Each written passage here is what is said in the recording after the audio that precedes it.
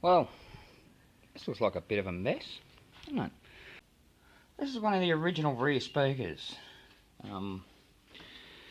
So what I'm going to do for now is try and thin out this spacer.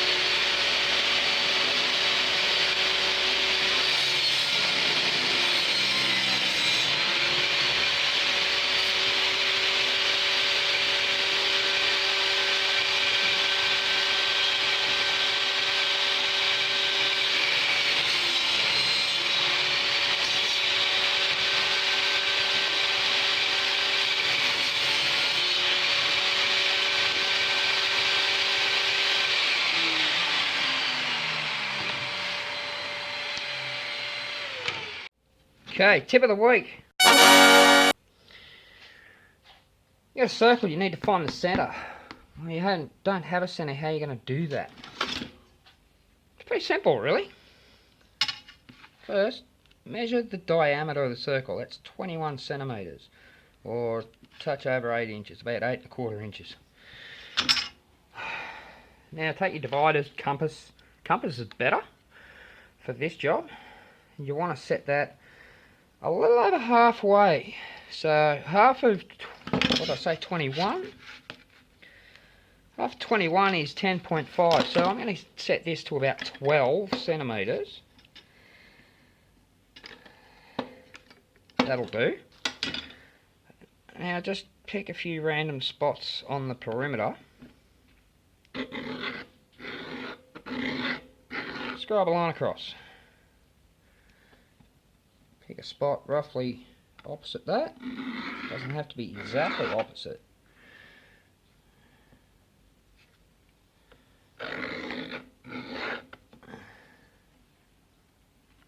So you have 4 lines there. They're not the same. They're not equidistant, exactly 90 degrees apart. You could go ahead and measure 90 degrees apart. That's just a pain in the neck. This is the easy way to do it. Now take your ruler and where those arcs intersect, there and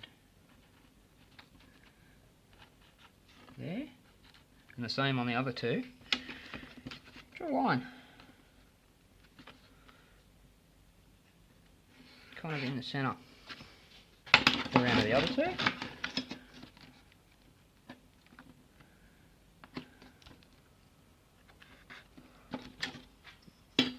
That should be your centre.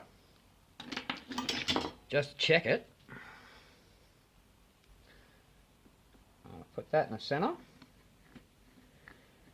Set the divider on the circumference, and that follows the circumference all the way around.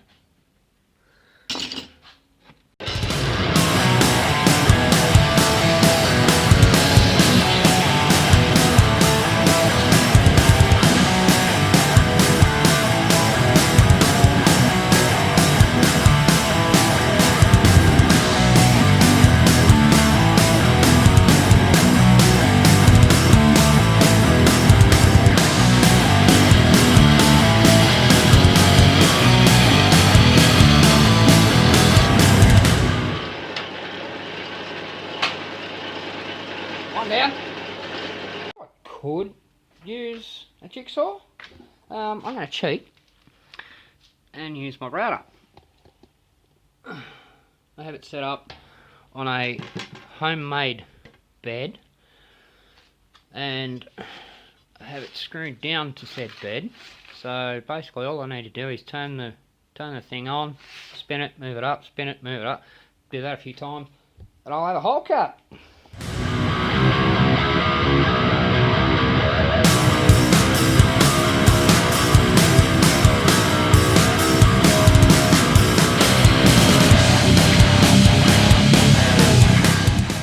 Done. Let's see how it fits.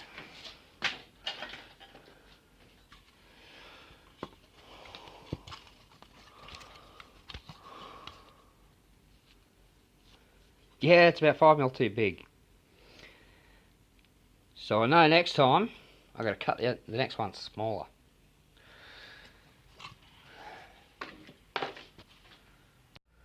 So it turns out that 5mm space that I had around, well, it's 5mm overall, split, it's about 2.5. That actually worked in my favour because it uses speed nuts that came with the speakers, and after a bit careful cutting with a box cutter, cut off knife, whatever you want to call it, I've carved out so that they fit because they're a little bit thinner than the material.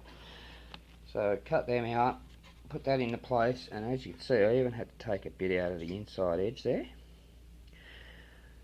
but that mounts in nicely. That's all mounted up, ready to go back in the car, well, after a coat of paint. And the other one's ready to go. I just need to pull the other speaker out of the other door and put it in and work out where the holes need to go. And that's ready to go too. Speakers.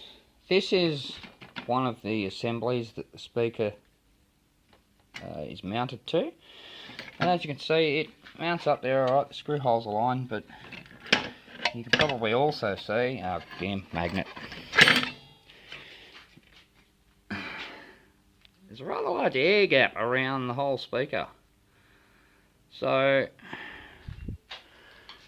to eliminate that, I've made up this ring here, and that's going to hold it in place, but again it also it sits up a bit. So at the moment I have these spacers sitting here, and if you look at the back you can see that goes right in to this edge, that thus eliminating, deleting any air gap, but it still sits up. I'm still in two minds as to whether I'm just going to cut these lugs off and use them as like a spacer, or go the tough road and step all this down. I'll come back to that. Well, that didn't quite work. I mentioned earlier that sits up a little bit, and it actually interferes with the trim, which then creates the issue I had with the door speakers. So taking a different tactic with that, I'm actually going to remount them on a bit more of this MDF. Now what I've got here, I've got my router set up out of the jig, out of the table, but with this jig I made up, that's mounted to the board, and there's a pivot point, so that's just gonna, and I've set it so that it's at a 75mm radius from the edge of the tip, the outside edge of the tip, to that screw hole. So that'll cut me a perfect 150mm circle, and I got 6 of those marked out. I'll show you why in a little bit.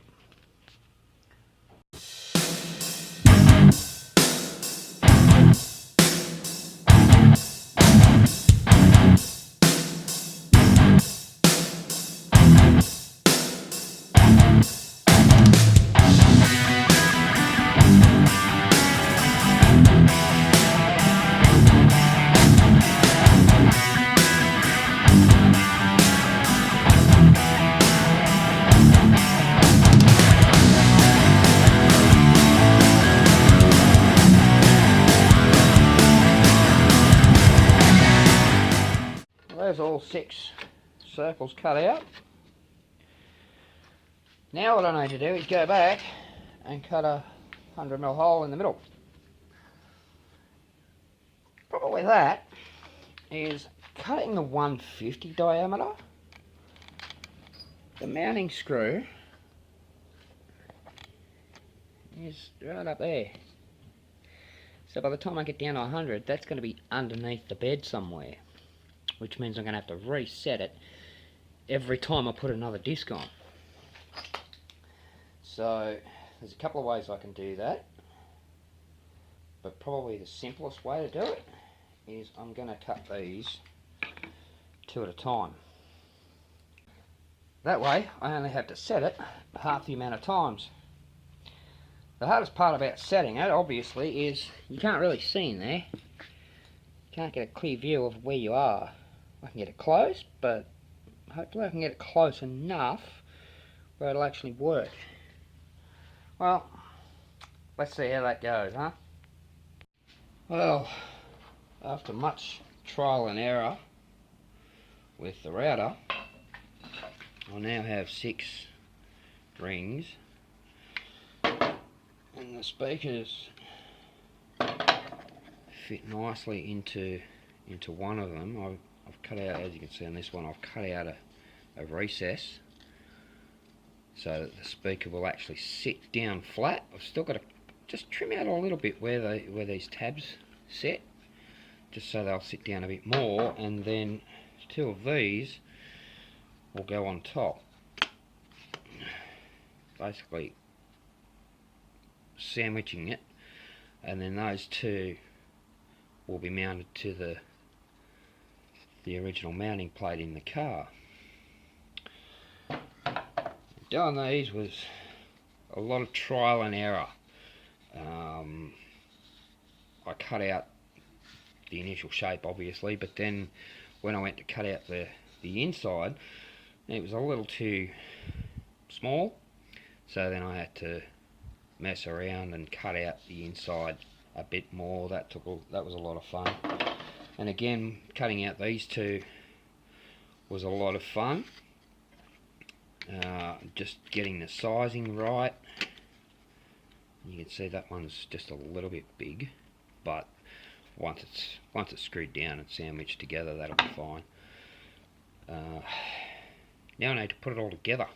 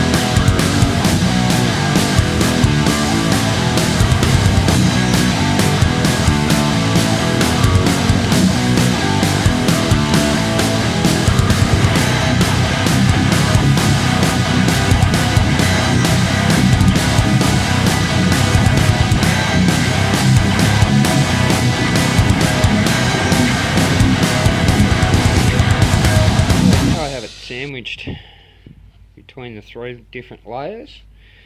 Now I need to mount this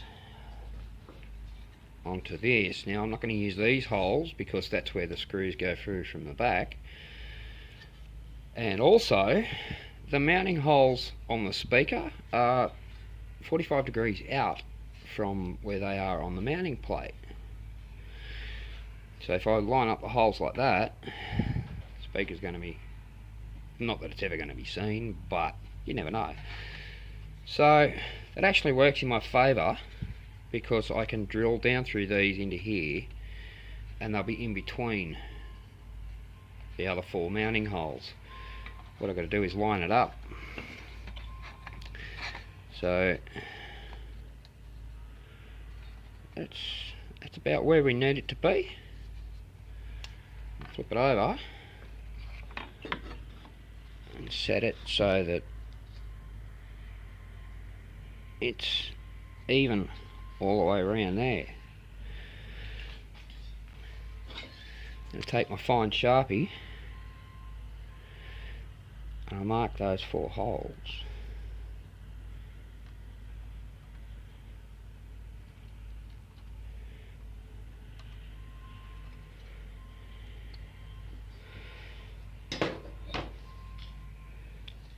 And now I know where to drill to put in the smaller screws that'll go pass straight through this, so I don't mess up the original thread, just in case I want to go back to original. Not that that's ever going to happen, but when I do modifications like this, I like to leave as much as possible original as possible, so that basically you can undo everything. But now I just got to get myself a drill bit, drill down through those 4 points there, then I can mount it to the front plate. Now not only do I need to drill the 4 holes, I then need to recess all the 4 holes, because you see it's got this little lip there. So I need to counterbore the holes to fit those recesses. That shouldn't take much. There we go, counterbore just like that. And that should drop onto there. Boom. That's all nice and flat. Now all I need to do is put my 4 screws in from the front. I'm using these slightly smaller but long screws, so they'll back up the sandwich effect, but they'll clear the original holes.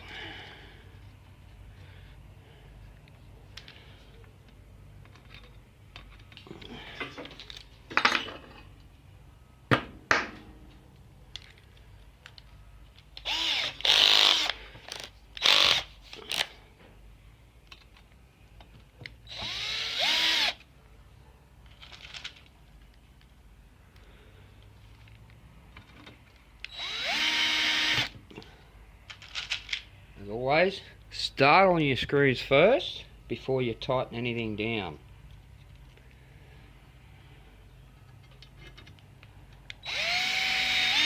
That way, if anything's not lined up, you can move it around.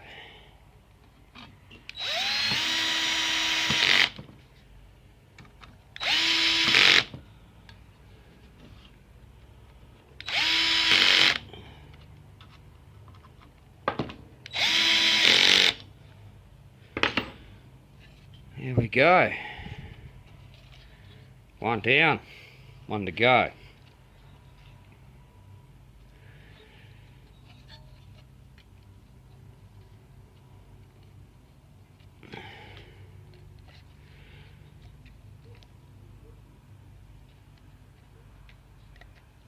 Alright, that's all ready to go back in the car. And in my usual fashion, that was all filmed about 9 months ago. Needless to say, it's all done. It's all back together. Yeah, the roof cover's just chilling in the back there.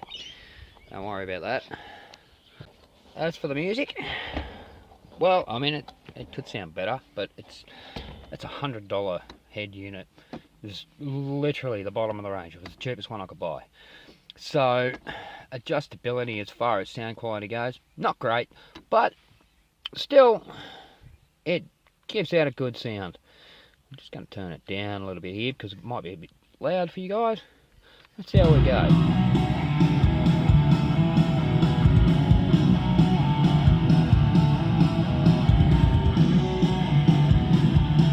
Yeah, no, let's pump it.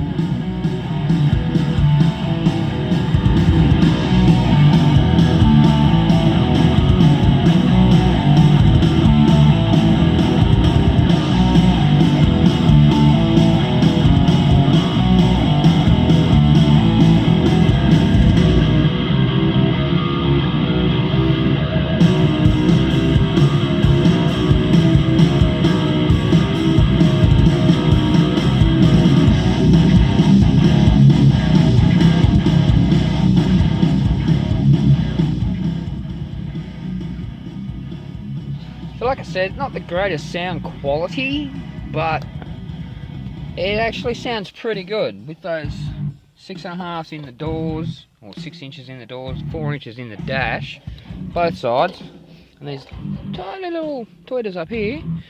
It actually sounds pretty decent for what it is.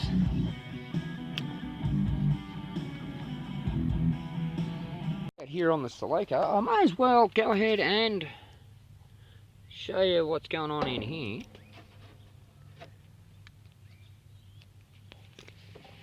In there, that's the cold air intake tube that we built a couple of episodes ago. It goes down there. Obviously it goes up here, but I'm not going to take the guard liner out and get into all that right now. But down the front here, let's see if I can get the camera up there. Where is it?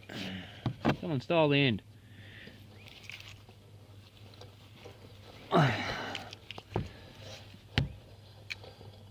There's the mouth right there. So as you can see, that's venting straight to atmosphere. Now, there's nothing on the end of that because up there is the filter. So anything that goes in there is going to be stopped by the filter.